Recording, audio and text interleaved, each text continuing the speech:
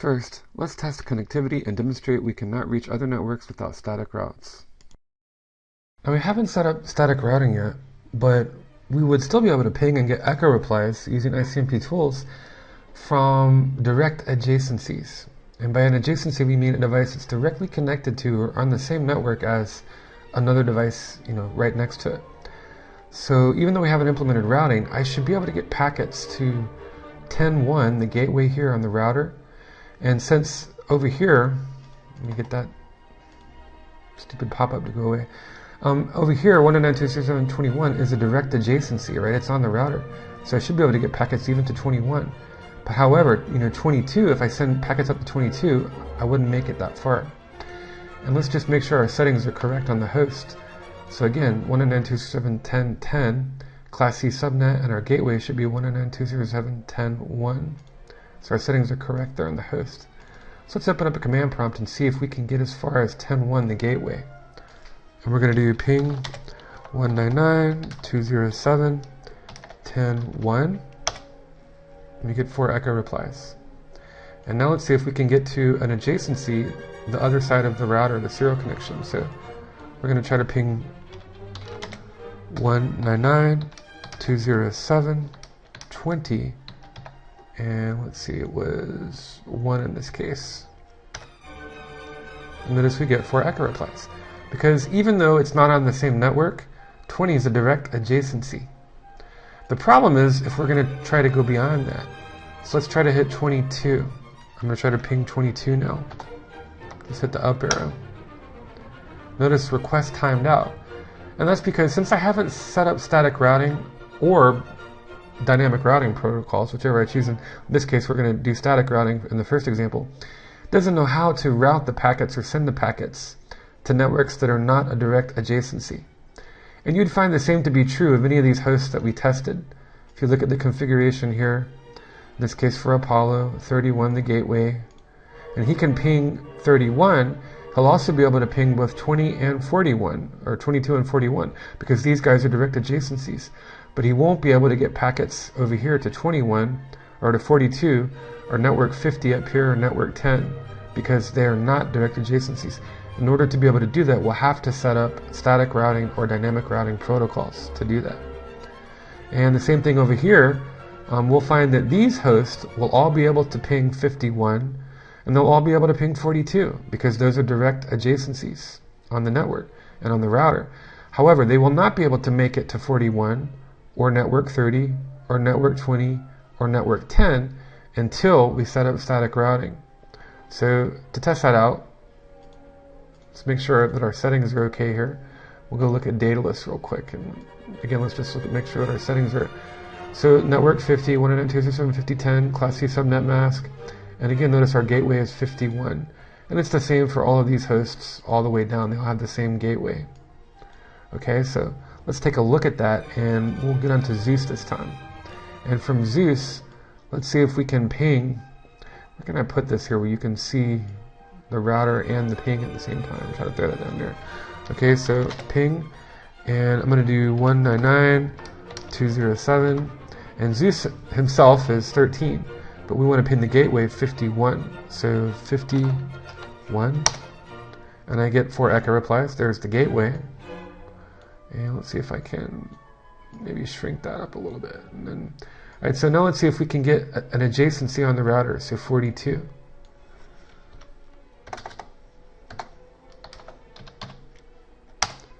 And again, we get echo replies from a direct adjacency. But what if we try to go beyond that adjacency? So I'm going to go to 41. No can do. Request timed out. And the same would go for any of the other networks I would try to reach. That was 41. If I tried to get to network 30, doesn't know how to find it, doesn't know where to send the packets because it's not on its network. IP has the information, but the routing table doesn't know how to route it based on the field data in the IP header. Same thing if I were to go to 21. No echo reply. All right, if I were to go to 10.1, no echo reply. So let's look at setting up static routing. In all three of our routers, such that they will know where to send those packets, and then we'll test it again, and if we set up everything properly, then on any of these hosts, we should be able to ping any IP address on any of these networks once routing has been set up properly. Let's configure the static entries in the routing tables of our 3 routers. We'll start configuring static routes with the first perimeter router. So to configure routing on the first router, remember we need to tell the packets, direct adjacencies we have are 10 and 20, but we need to tell it where to find 30, 40, and 50 in our routing table. So on this router, we're going to log in and use our password kiwi, use the keyword enable and password to get into privileged mode, and config T to go into global configuration mode. Actually, before we do that, let me show you a command here. Show IP route. And notice that I don't have any static entries in my routing table, only C here. And C means that, in this case, these entries are direct adjacencies. 20 and 10, which this router is directly connected to, network 10 and network 20. When I set up my static routes, you'll see them prefixed with an S. And then there's different routing protocols and things. If you look up here are the codes. C for connected, that's the direct adjacency, S for static, IGRP, R for RIP, and so on. Just different codes there. So I'm going to go ahead and go into global configuration mode, config T, and inside of global configuration mode, I'm going to use the IP route command, and remember all those commands that go with IP. Once again, IP address we've used, but there are so many. In this case, we're just going to use another one, the second one, IP route. And I want to specify anything that's not a direct adjacency to teach my router how to find and how to route traffic for networks it's not directly connected to. So the first one would be 192.168.30.0 for the whole network, a class C subnet. And then I need to tell it where to route it to. In this case, 192.168.207. And for 30, I'm going to tell it I don't want to send it to a direct adjacency. It already knows that. That's 21, its interface. So what I want to do is I want to route the packets or the traffic to 22. That's what I'm going to do. Send it to 22. So 20.2 in this case. And then also for networks, if you think about it, networks 30, networks 40 and 50, they all have to be accessed via 20 here. Alright, so this interface on the router, and then the middle router will take care of knowing where to send those packets based on its adjacencies, our direct connections to networks 30 and 40, and based on the fact that later we'll add a routing table entry so that it can find network 50. So again, right now we're just teaching this router statically how to find network 30, network 40, and network 50. And so we're going to tell the router if it gets packets destined for 30, send it to 20.2, which is this interface here, and then it just passes the buck, and this router will take care of responsibility for reading the information in the IP header, the source and destination IPs, and getting the packets on to their proper destination. Well, I'm going to hit the up arrow because the next network is very similar, and that's 40. Again, packets destined for 40, I want to send to 192.168.22, and also packets for 50, I want to send to that router. Now this is only one way. You might think that if we have all these routes added, we could go ahead and ping and everything would be hunky-dory. Not so, because I'm going to have to complete the routing table in the middle router and the end router. It's not just that packets have to get to their destination, but say I'm going to use an ICMP tool like ping, I have to get an echo reply back. So the packets not only have to be able to find their way onto their destination, but the destination has to be able to route packets and send packets back to this host here. So I won't actually be able to get a successful ping until I've completed all my routing tables on all my routers. Otherwise, it won't be able to, won't be able to complete the trip back. So let's go ahead and I'm going to hit Control Z. And if I do this, I'm going to use show IP route, new show command there. And again, notice, look at, I still have my direct adjacencies, the ones directly connected here and here. But if you see the 3 S's here, these are the static routes that I've added. So networks 30, 40, and 50, and they're all going out 22. That's where that traffic will be sent.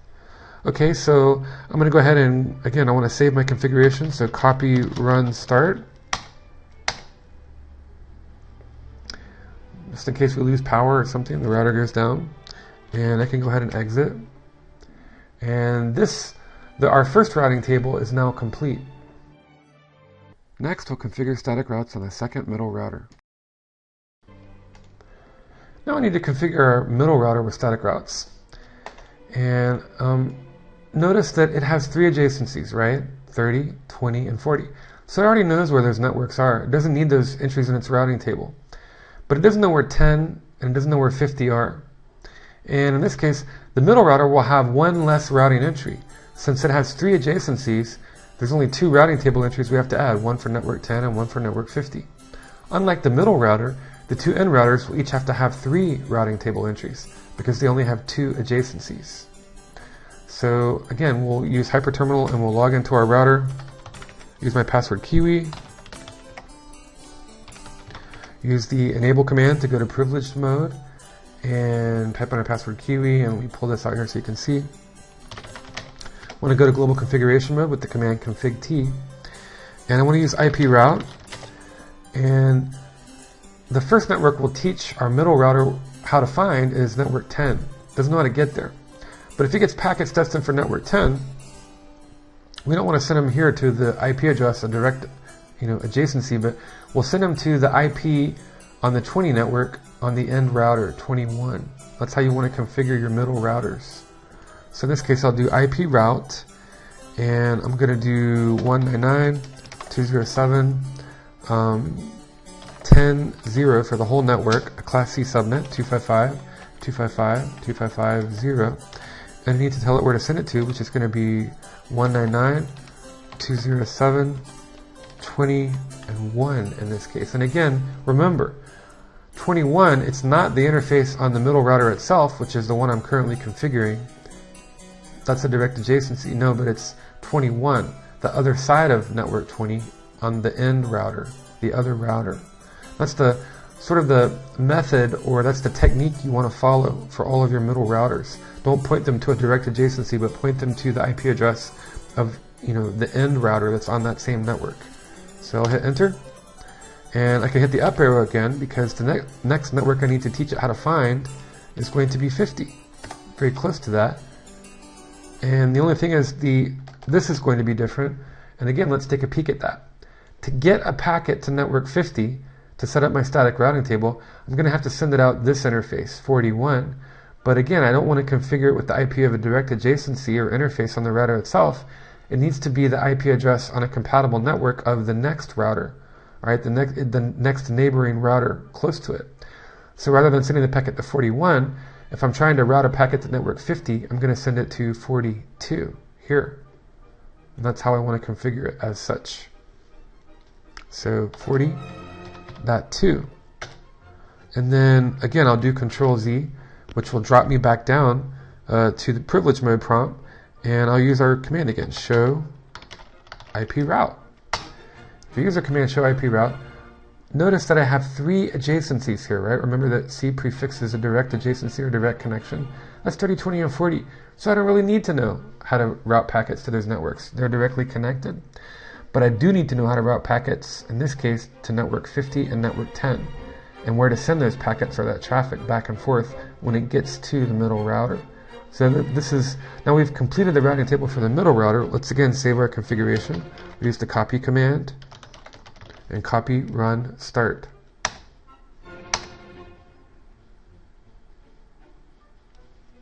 And we'll exit out.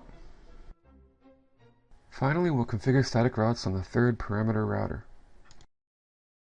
Finally, let's configure the end router. And we're going to log in. Password Kiwi. Enable to go to privilege mode. Kiwi. And I'm going to go to global configuration mode with config T. And I want to use the command IP route. And this time, let's look at the networks that we're directly connected to. Our direct adjacencies are networks 50 and 40. So we don't need routing table entries for those. But what networks do we need routing table entries for? And remember that unlike the middle router, which only needs 2 routing table entries because it has 3 adjacencies, the end routers both require 3 routing table entries because they only have 2 adjacencies. So the networks that are not directly connected to this router, or where this router does not have a router neighbor, would be network 30, network 20, and network 10. So we have to teach this router how to route traffic and where to send packets destined for those networks. And then when all three routing tables are set up, we'll be able to send packets back and forth and use ICMP tools and get a ping and actually get an echo reply back and forth, back and forth. So again, let's bring up Hyperterminal and let's set up those routes. So the very first one is 199.207, and in this case 30, 0, the whole network. Class C subnet mask 255.255.255.0. And where do we send it? 199.207. And let's take a look at it.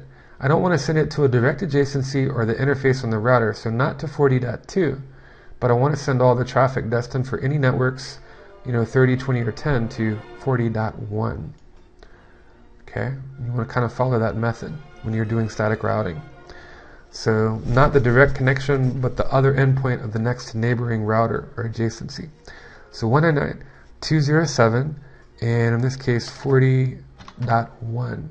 Again, 199.207.40.1. That's where the packets would be routed. And it'll be the same for the other two networks, basically. So I'm going to go ahead and hit enter. I'll hit the up arrow, and then that's for 30. For network 20, I want to do the same thing. And I'm going to hit the up arrow just like you can in Linux and in Windows. And for network 10, I want to do the same thing.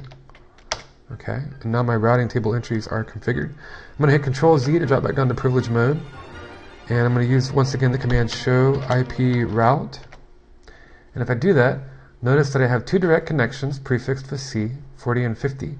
And I have, in this case, three static routing table entries, in this case prefixed with an S. So 20, 30, and 10, and they're all being sent to the interface 199.207.40.1. The last thing I want to do is save my configuration. So copy, run, start. In case something happens and our router loses power or something. And at this point, I can go ahead and exit out. And now we can begin to test things out. And if our routing table entries are set up properly, we should be able to take packets and route them from network 10 all the way to network 50 and then back with echo replies. Now, let's test inter-network connectivity and routing with ping.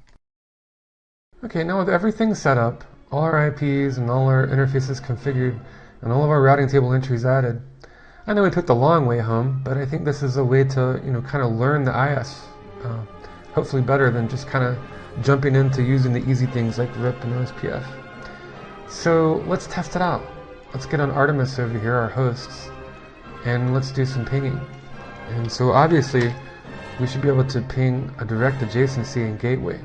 So I'm going to ping 199.207.10.1, which is our first gateway. And I get 4 echo replies. So from there, I should be able to get 21, right? That's another interface on the router, so another direct adjacency. Even without routing table entries, we should get that. Now at this point, if my routing table entries aren't correct, I won't get echo replies. I'm going to try to reach 22. And although I could reach it, I wouldn't be able to get an echo reply sent back to me if the middle router did not know how to route traffic back to network 10. You see what I'm saying? It's not enough that I'm able to get the packet to its destination, but I have to get echo replies or requests sent back to where they came from. So it's not just this router that has to be configured correctly, but this one. So to test that out, let's do 20, and in this case 2. And notice I get 4 echo replies. And then if I can get that far, I should be able to get 31, and let me pull this over a little bit, 41, because they're direct adjacencies and interfaces on the middle router. And we'll test that out. 31, I get 4 echo replies, and 41, I get 4 echo replies. Direct adjacencies. And if my routing table entries are correct once again, and my gateways, I should also be able to get this host. Other things that might be wrong if my gateways weren't configured properly here. If that were not proper and not 31, if it weren't going here, again, I wouldn't be able to get the reply packets back when I'm using the ICMP ping command. So to try that, let's do 3010. And I get my 4 echo replies. Okay, so we know we've got as far as here. We've tested everything, all the networks up to network 40, a direct interface or adjacency. Well, now let's see if we can get as far as 42 and 51, the third router. So let's try 42, 4 echo replies. And let's try 51, again, 4 echo replies. And if any of, again, if my routing table entries weren't correct, I wouldn't be able to get those packets all the way to this router and then all the way back. All the routing table entries, the adjacencies, the interfaces have to be set up correctly, and the connections as well, DCE, DTE, all of that. So let's try these over here, 10, 11, 12, and 13 on the 50 network through our switch, our 2950 switch. Was it 2950 or 19? I think it's, yeah, 2950, there we go. Okay, so once again, 50, and then we're going to do 10. And then the other thing that could be wrong, if my gateways on any of these hosts were wrong, in other words, if the gateway on Daedalus, Aries, Poseidon, and Zeus did not point to 50.1, wouldn't know how to get the echo reply packet back to me. So once again, I would not get an echo reply. 11, 12, and 13. So I verified static routing, and with the ICMP ping command, I've tested that all of my connections are set up in. So this is how we would implement from scratch a completely static network. And it may or may not justify the amount of time you spend doing it, but at least it's a good way to learn the IS. And one of the benefits of a static network is it has the greatest amount of efficiency. Unlike RIP, it's not broadcast-based, and even the other network protocols, although they're not broadcast-based and more efficient than RIP, they're still not as efficient as static routing.